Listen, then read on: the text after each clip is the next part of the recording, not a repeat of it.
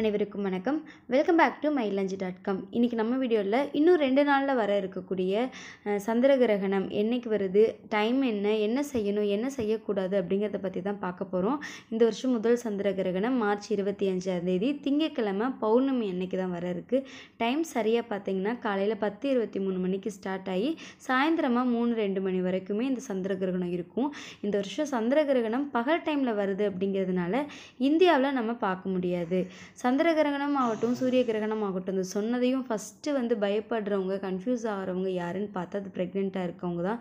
ப்ரெக்னென்சிக்கு try பண்ணுறவங்களும் பயப்படலாம். அவங்களுக்கு suppose period delay ஆகிருந்துருக்கலாம். அந்த மாதிரி ப்ராப்ளம் இருக்கிறப்போ இது நம்மளை குழந்தை எதையாச்சும் பாதிச்சிருமா அப்படிங்கிற பயம் இருக்கும். ஸோ கிரகணம் அப்படிங்கிறது ஆஸ் யூஷுவல் எல்லா டேஸையும் போல் அதுவும் ஒரு டே தான். ஆனால் காலங்காலமாக நமக்கு பெரியவங்களாம் அந்த கிரகணத்தன்னைக்கு வீட்டை விட்டு வெளியில் வரக்கூடாது, சீக்கிரமாக சாப்பிடணும், அந்த கிரகணம் நடைபெறும் நேரங்களில் தண்ணி குடிக்கக்கூடாது, சாப்பிடக்கூடாது, அந்த மாதிரி நிறைய ரெஸ்ட்ரிக்ஷன்ஸ் சொல்லியிருக்காங்க.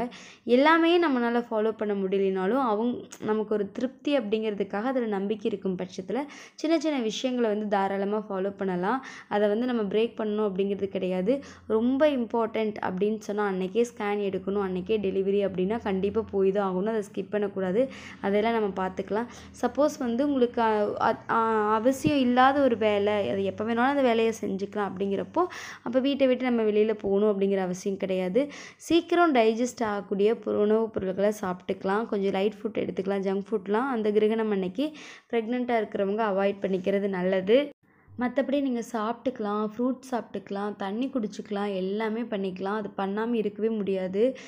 சப்போஸ் உங்களுக்கு அப்போயும் மனசுக்கு நெருடலாக இருக்கும் பட்சத்தில் நீங்கள் குடிக்கிற தண்ணியிலையெல்லாம் தர்பை புல் அல்லது துளசி இலைகளை போட்டுக்கலாம். அதுக்கு அப்படியே அந்த சக்தியை உடைக்கிறது, அந்த எதிர்மறை ஆற்றலை எதிர்மறை ஆற்றலை தவிர்க்கக்கூடிய ஒரு சக்தி இந்த துளசிக்கும் தர்பை புல்லுக்கும் இருக்கும். ஸோ அதனால் நீங்கள் அந்த மாதிரி போட்டு உணவுப் பொருள்களில் நம்ம குடிக்கிற தண்ணியில் அதெல்லாம் போட்டுட்டு நீங்கள் சாப்பிட்டுக்கலாம். அப்படி உங்களுக்கு ரொம்ப மனசு கஷ்டமாக இருந்துச்சு அப்படின்னா கிரகணம் முடிஞ்சதையும் நம்ம எப்பவும் போல் தலை குளிச்சுட்டு சாமி கும்பிட்டுக்கலாம்.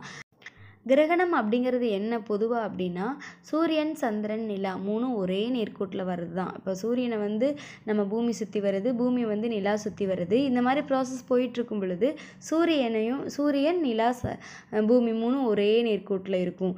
அப்போது நமக்கு சந்திரன் இருக்கல, சந்திரனோட வெளிச்சம் நம்ம பூமி மேலே விழாத மாதிரி சூரியன் அதுக்கு நடுவில் இருந்துக்கும். அதுக்கு பேர் தான் சந்திர கிரகணம். அப்போ அந்த நாளில் நமக்கு சந்திரனை பார்க்க முடியாது. பட் இந்த வருஷம் பகல் டைமில் வர்றதுனால நம்மளால் அந்த சந்திர கிரகணத்தை பார்க்க முடியாது. அதே மாதிரி கத்தி யூஸ் பண்ணக்கூடாது, கத்திரிக்கோள் யூஸ் பண்ணக்கூடாது, நகம் வெட்டக்கூடாது, முடி வெட்டக்கூடாது, அந்த மாதிரி நிறைய சொல்கிறாங்க. இப்படி பண்ணினா குழந்தைய அது ரொம்ப பாதிக்கும் அப்படிங்கிற மாதிரியெல்லாம் உங்களுக்கு கன்ஃபியூஸ், பயம் இதெல்லாம் இருக்கா?